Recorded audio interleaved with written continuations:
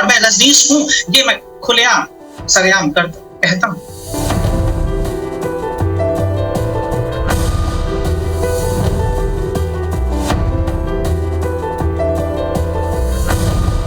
मैं दोबारा आया, मैं हूँ 27 वर्ष का हूँ, जीवित हूँ।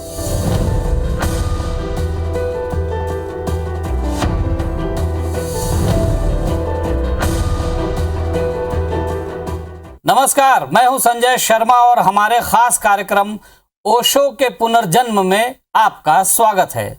पुनर्जन्म, ये शब्द सुनकर आप चौंक गए होंगे। इस शब्द पर इतिहास में लंबी लंबी बहस होती रही है।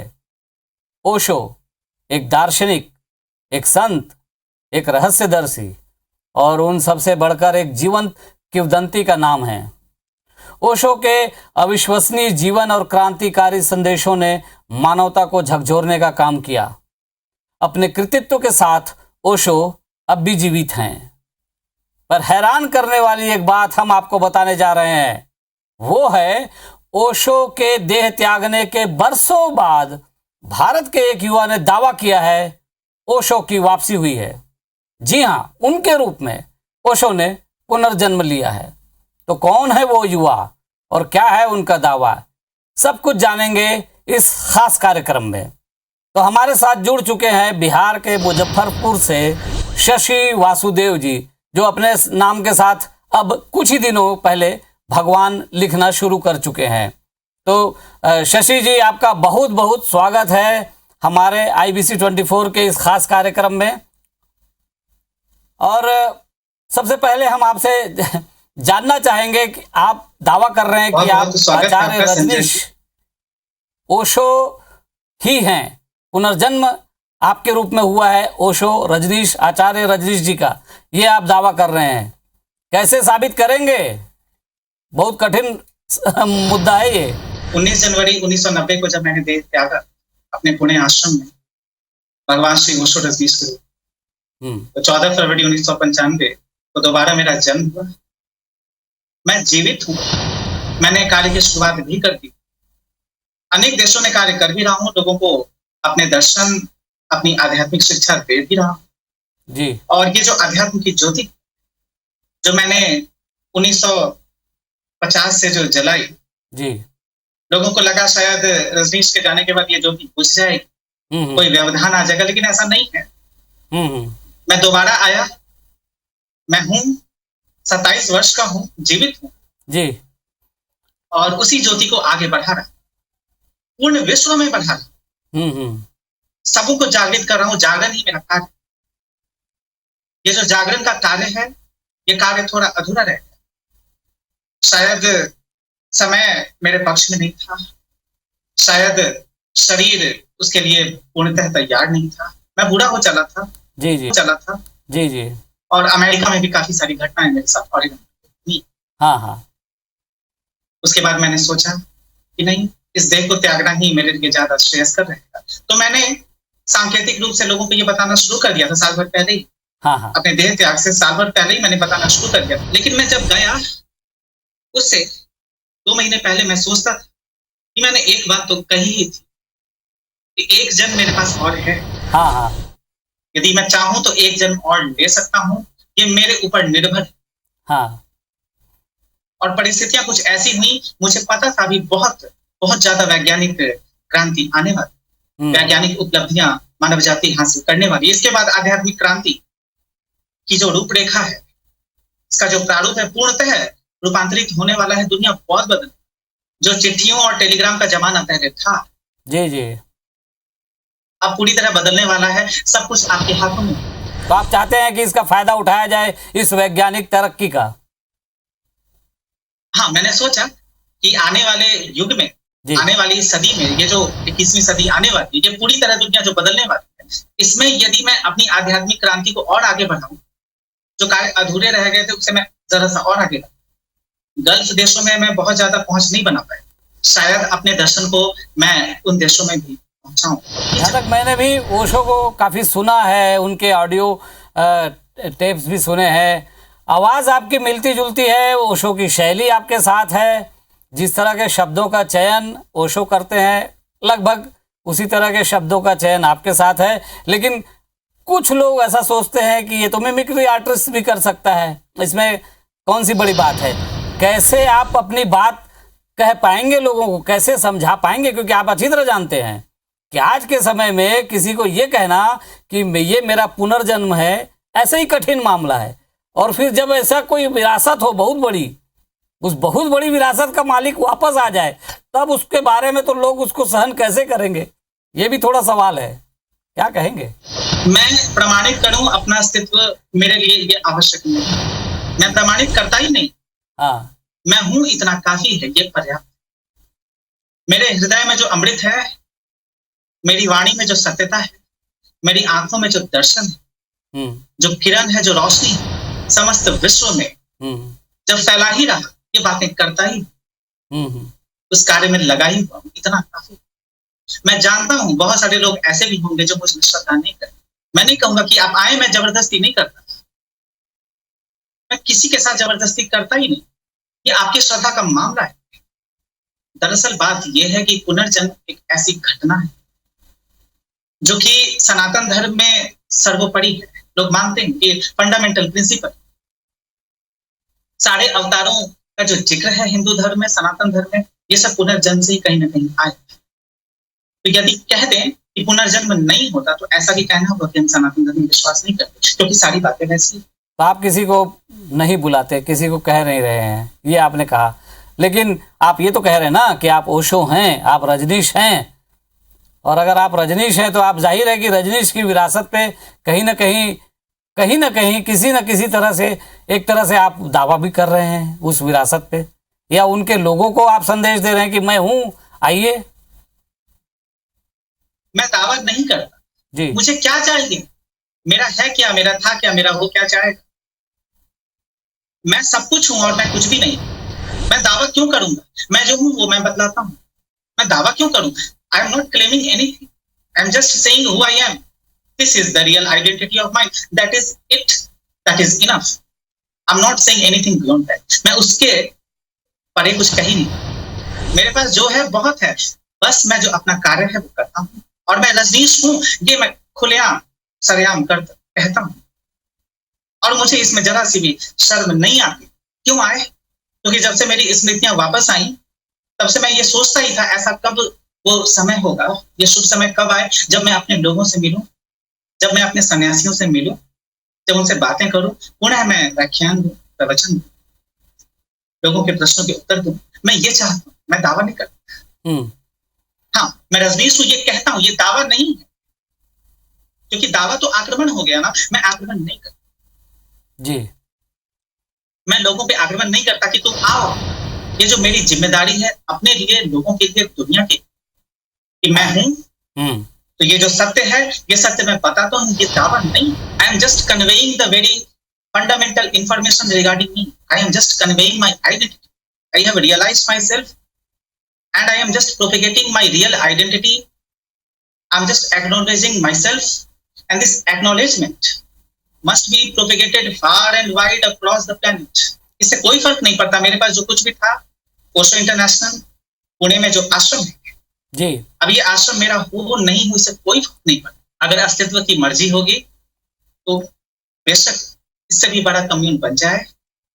हो सकता है वहां भी बैठ जाऊं कभी, यदि इजाजत मिले, यदि मेरे सन्यासी मुझे अंदर जाने की इजाजत दें, यदि प्रवेश की इजाजत मिले तो मैं बैठूंगा, लेकिन मैं आक्रमण नहीं करूंगा। आप ये बोल रहे हैं पुणे इंटरनेशनल जो ओशो कम्यून है, वहां आप जाना चाहेंगे अपने सन्यासियों के साथ या अपने ओशो के लोगों के साथ, ये कह रहे हैं आप? ये मेरी हार्दिक इच्छा थी बहुत पहले से कि मैं जाऊं वहां, लोगों से मिलूं, बातें करूं। मेरे पुराने सन्यासी भी जो मेरे बहुत प्रिय सन्यासी थे पिछले जन्म में, देह त्याग के समय भी मेरे साथ मौजूद थे। तो मेरा आखिरी क्षण था 19 जनवरी 1990, ये दोनों मेरे साथ मौजूद थे। तो मैं तो बेशक चाहूंगा इनसे मिलूं, जरा कुछ बातें करूं, और उनके अलावा भी और लोगों से तो मैं मिल ही चुका। ऐसा नहीं है कि मैं अभी तक नहीं मिला, बिना आश्रम गए भी मिल गया। लोग तो आ ही गए, मैं तो पहुंच गया। ये जो अपनी बातें हैं पहले से पता ही चुका हूं। I have already disclosed my identity, मैं अपनी घोषणा कर चुका हूं। जी, आपने बहुत देर से, लेकिन कि आप 26 साल के हुए, अब जाके आपने भारत में कम से कम, विदेशों में तो आपने कुछ लोगों को शायद बोल दिया था, लेकिन अब भारत में मैं देख रहा था, अभी कुछ ही दिन पहले आप एक्टिव हुए सोशल मीडिया पर। ओशो के जो मित्र हैं, ओशो के जो सन्यासी, वो जैसे ही इनकी आवाज़ सुनते हैं और वो इनके लेक्चर्स को सुन रहे हैं तो उन्हें कुछ कुछ होता है, कह लीजिए। तो आप ये कुछ होता है के जरिए उनको आकर्षित कर रहे हैं लोगों को? मैं आकर्षित नहीं करता, लेकिन कुछ होता है तो अच्छा है। कुछ हो और बहुत कुछ हो जाए। कुछ होने से काम नहीं चलेगा, बहुत कुछ हो जाना चाहिए। हाँ, क्योंकि जब मैं था रजनीश के रूप में तब तो बहुत कुछ होता था जी। 80-90 देशों में मुझे जाने से प्रतिबंधित भी कर दिया गया था, मेरे वीजा पर बैन लगा। हाँ, मेरी प्लेन लैंड नहीं कर सकती। तो बहुत कुछ तो हो ही गया, लेकिन अब वैसा बहुत कुछ नहीं हो, अब कुछ बहुत अच्छा हो। एक सकारात्मक पहल मैं करता हूँ जी। और मेरा होना काफी है। मित्र जो मेरे हैं, जो मेरे साथ हैं, जो मेरे साथ थे या मेरे जो साथ हो जाएंगे, उनसे मैं एक बात कह दूं कि देखें, मैं वापस तो आया, लेकिन आपसे कभी ये नहीं कहूंगा कि आपको मेरे पास आना पड़ जाएगा, ऐसा नहीं। आपके पास पूर्ण स्वतंत्रता है और मेरे पास आज न कल आपको तो आना पड़ेगा, ये मैं जानता हूँ। आप स्वयं ही आ जाए। पुणे में चल रहा है, पुणे के आश्रम को लेकर मैं देख रहा हूँ कि भारत के अंदर दो फाड़ हैं। ओशो के जो अनुयायी हैं, उनके बीच डिसेपल्स हैं, जो वो दो फाड़ हो चुके हैं। कुछ लोग पुणे आश्रम की तरफ बात करते हैं, कुछ लोग कुछ और बात करते हैं, खासकर कॉपीराइट के बारे में। अभी देखिए, ओशो के सारे फोटोग्राफ, सारे वीडियोस, ओशो को मैंने सुना है, ओशो ने कहा कि उनके सारे सन्यासी जो उनके शिष्य हैं वही उनके वारिस है, लेकिन आज ओशो इंटरनेशनल ने पूरा कॉपीराइट ले रखा है। ये सब को आप कैसे निपटेंगे अगर आप दावा करेंगे कि आप ओशो हैं? अब मैं कोई वकील तो नहीं हूं नहीं मैं आईटी मिनिस्टर हूं। हाँ। Ministry of electronics and information technology, उसका मिनिस्टर भी नहीं मैं कोई राजनेता हूं, कोई पॉलिटिशियन। मैं तो एक कमरे में रहता था, लाओसो हाउस जो मेरा था, उस कमरे से यदा कदा ही, बहुत कभी कभार ही मैं बाहर निकलता था, लोगों से बातें करता था, बुद्धा बन जाता था, फिर वापस कमरे में आ जाता था। और रही बात कॉपीराइट, मैं अपने आप में स्वयं कॉपीराइट हूं। And everybody is free to use my content in every manner. The only thing here is that it should not be misused. वो शशि वासुदेव के ऑडियो वीडियो के लिए तो आप अधिकार दे पाएंगे, लेकिन ओशो के ऑडियो वीडियो पे अधिकार आप शायद न दे पाएं, क्योंकि कानूनी रूप से ये संभव नहीं होगा। और तो हमारे साथ शशि वासुदेव जी जुड़े हुए हैं, हम उनसे बात कर रहे थे, खास करके पुणे जो कम्यून है, जो ओशो के नाम से काफ़ी फेमस हुआ, पूरी दुनिया वहाँ पर आती है, और पूरे देश में बहुत सारे सैकड़ों हजारों आश्रम चल रहे हैं ओशो के नाम से। पूरी दुनिया में हजारों आश्रम चल रहे हैं, और अगर ये आके कहें कि मैं ही ओशो हूँ, तो फिर उतने सारे लोग, जो लाखों करोड़ों लोग ओशो से प्रेम करते हैं, उनके साथ क्या उनको धक्का लग रहा है? और फिर या क्या वो जुड़ पाएंगे इनसे? ये कठिन सवाल है आपके सामने। शशि जी, क्या कहेंगे? पूरी दुनिया में बहुत सारे आश्रम चलते तो हैं, ध्यान शिविर चलते हैं, मैं जानता हूँ। मेरी बहुत सारी बातें बहुत सारे लोगों से हुई हैं जो ध्यान शिविर चलाते हैं। मेरे व्हाट्सएप ग्रुप में भी वे लोग मौजूद हैं, मेरी बातें। हाँ। मैं अभी जो सत्संग लेता हूँ, डिस्कसेस देता हूँ, उसमें भी लोग आ रहे हैं और धीरे धीरे लोग जुड़ते ही जा रहे हैं। और जहां तक रही बात धक्का लगने की, धक्का तो मैं देता हूँ लेकिन मेरा धक्का प्रेम और भक्ति का धक्का है, ऐसा वैसा धक्का नहीं। हाँ। और एक बार धक्का देता हूं तो व्यक्ति पूरा गिरी जाता है। इसका मतलब उसका अहंकार पूरी तरह गिर जाता है, उन तक गिरी जाता है, धराशायी हो जाता है, वो उठ नहीं पाता। लेकिन जब वो उठता है तो ऐसा उठता है कि उसका उठना एक ऊंचाई का उठना है, एक पर्वत का उठना है, एक पर्वत का निर्मित होना है, एक विशाल पर्वत का निर्माण होना है। उसका व्यक्तित्व रूपांतरित होता है, उसका अहंकार खंडित होता है, उसमें एक दिव्यता आती है, एक ऐश्वर्य आता है, एक भक्ति आती है, व्यक्ति बदलता है। मैं तो स्वयं भी अपने पिछले जन्म की कोई भी चीज है, जो भी बातें मैं करता था, वो दोबारा नहीं दोहरा। वो ठीक है, वो ऐतिहासिक है, एक लेगेसी, एक हेरिटेज है, ठीक है, लोग उसमें श्रद्धा करते हैं, करें। मुझे भी अच्छा लगता है, कभी कभार मैं अपनी ही पुरानी वीडियो कोई देखता हूँ तो मुझे अच्छा लगता है, मैं पिछले जन्म में कैसे बैठता था और जन्म में कैसे बोलता था। लेकिन मैं हृदय से यदि एक बात कहूँ तो मुझे ऐसा लगता है, इस नए दौर में, इस नए युग में हमें सब कुछ नए तरीके से करना होगा। मैंने ये निर्णय लिया है, स्वयं में लिया कि मैं जो भी करूंगा बिल्कुल एक नए आधार से करूंगा। ये जो मेरी बातें हैं ये बिल्कुल इसका जो आधार है ये बिल्कुल नया होगा, इसकी आधारशिला नई होगी और नए प्रश्नों के उत्तर देता हूँ। समस्याएं नई, दुनिया बहुत बदल गई है, इंटरनेट का जमाना। मैं आपसे बातें करता हूँ यहाँ अपने घर में आराम से बैठा हूँ। हाँ। और आप शायद छत्तीसगढ़ में अभी हैं, रायपुर में, जैसा मुझे आप शायद छत्तीसगढ़ में हैं, तो आप छत्तीसगढ़ में बैठे बैठे मुझसे बातें करते हैं। तो आज की समस्याएं देखें ना कितनी अलग हो। हाँ। पहले तो आपसे मुझे यदि बात करनी होती 1970 में तो रायपुर आना पड़ता या आपको मुजफ्फरपुर आना पड़ता। पूरा मॉल है आपकी जेब में आपके सारे मित्र, आपकी जेब में दुनिया की सारी किताबें, हाँ। आपकी जेब में सच कहें तो पूरी दुनिया है। तो इस पूरी दुनिया को इस जेब में जो हम ले आए ना, लेकिन सबसे बड़ा प्रश्न ये उभर कर आया कि दुनिया तो हमने जेब में ला दी, हाँ, लेकिन आप इस दुनिया को संभाले कैसे? आपके जो पुराने ये जो उद्विग्नता पैदा हुई इसका क्या कैसे निवारण क्या हो? हाँ, पुराने शिष्य बहुत सारे अभी भी जीवित हैं, ओशो के शिष्य कहना चाहिए।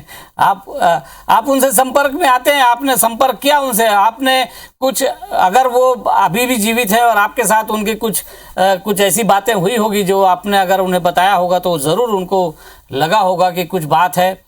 मैं एक वीडियो देख रहा था आपका यूट्यूब पर जिसमें शीला जो ओशो के साथ थी अमेरिका में, फिर शीला उनसे अलग हो गई थी, कुछ मतभेद थे, लेकिन वो शीला हमेशा कहती थी कि ओशो से उन्हें प्रेम है। वो शीला अभी आपके संपर्क में आई थी, वीडियो में देख रहा था। क्या हो रहा है इसमें? शीला ने क्या पुष्टि की आपकी? जनवरी के लास्ट वीक में या फरवरी के फर्स्ट वीक के आसपास, जहां तक मुझे याद है 31 जनवरी या फिर 1 फरवरी के आसपास मैं शीला के पास गया इंस्टाग्राम से। हाँ, तो इंस्टाग्राम पे मैंने मैसेज भेजा, मैंने एक टेक्स्ट मैसेज भेजा, उसके बाद मैंने ऑडियो बोलकर। मुझे बड़ी इच्छा हुई कि जब मैं अपने आपके बारे में दुनिया के सामने जाहिर करता ही, स्वयं को जाहिर करता ही, तो सबसे पहले एक बार शीला के पास तो जाऊं, क्योंकि पिछले जन्म में उनका बहुत सारा उपकार था, उन्होंने बहुत सारे, लेकिन मतभेद भी बड़े गहरे थे उनसे, मतभेद ज्यादा थे। लेकिन वो आपसी मतभेद थे और ये प्रेम का रिश्ता है, प्रेम में तो मतभेद कभी कभार हो ही जाता। It is very much imaginable. So that is what happened. There was some misunderstanding and that is the reason why she left Oregon. I completely accept it. Sheela ने आपको पहचाना? हाँ, उन्होंने मुझे पहचाना, मैंने ऑडियो भेजी और उन्होंने मुझसे पूछा कि यदि आप भगवान है तो सीधे सीधे बताई क्यों नहीं देते कि भगवान है। अच्छा। तो मैंने शायद उनसे कहा कि यदि सीधे सीधे ही बता दूं तो भगवान होने का फायदा क्या है, आप सीधे सीधे पहचान लें, बताने की क्या जरूरत है? ये तो बताना आक्रमण हो गया ना। यहाँ हम दर्शकों को बता दें कि ओशो को उनके प्रेमी जो है भगवान कहते थे, इसलिए शीला ने शायद इनसे कहा हो कि आप भगवान है तो सीधे कहिए। यही है। तो उसके बाद मैंने उनसे कहा कि मैं बताऊंगा नहीं कि मैं भगवान हूँ, आप खुद ही समझे और निर्णय आपका है। वे पहचान गई और बातें शुरू हुई। उस समय वे लंदन में थी और स्विट्जरलैंड जाती थी। हाँ। तो गाड़ी में थी, उनकी प्लेन थी, तो बहुत लंबी बातचीत हुई। उन्होंने मुझे पहचाना, सारे चैट्स मौजूद हैं। वो रो रही थी और हजारों की संख्या में वीडियो में आपके दिखता है कि वो काफी रो रही हैं आपसे बात करते हुए। हाँ, कुछ दिनों के बाद जब हमारी बातचीत हुई तो वे जब स्विट्जरलैंड पहुंची ना, तो जब वे फ्री हो गई, जब उनके पास समय था, तो उन्होंने कहा कि अब मैं आपसे बात करना चाहती हूँ, वीडियो कॉल करना चाहती हूँ, तो आप आए। तो व्हाट्सएप पर हमने वीडियो कॉल की और उनका कॉल आया, मैंने कॉल पिक किया और हमारी बातें बहुत देर तक बात। कुछ पुराने जन्म की बातें याद आ गई, उन्हें याद आ गई, मुझे याद आ गई। जरा सा मैं भी रोया, जरा सा वो भी। देश में और भी बहुत सारे लोग हैं जो ओशो के साथ रहे हैं, ओशो के साथ उन्होंने जीवन जिया है। अभी बारी उन लोगों की है जो क्या शशि वासुदेव को वो स्वीकार करेंगे ओशो के रूप में।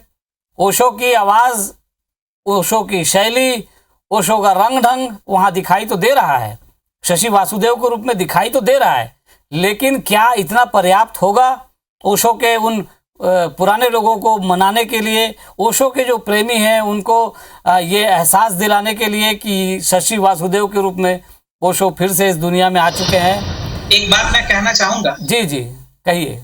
जाते जाते जी, आपने पूछा था थोड़ी देर पहले, शायद मैं बताना भूल गया जी, मैं बता नहीं पाया कि लोगों से मैं कैसे जुड़ूंगा। बार बार ये कहते हैं और बाकी लोग भी कहते हैं कि लोगों से मैं कैसे जुड़ूंगा, मैं कोशिश कर रहा हूँ जुड़ने। हाँ, मैं कोशिश नहीं करता, मैं जुड़ा हूँ, जुड़े हुए हैं, ठीक है।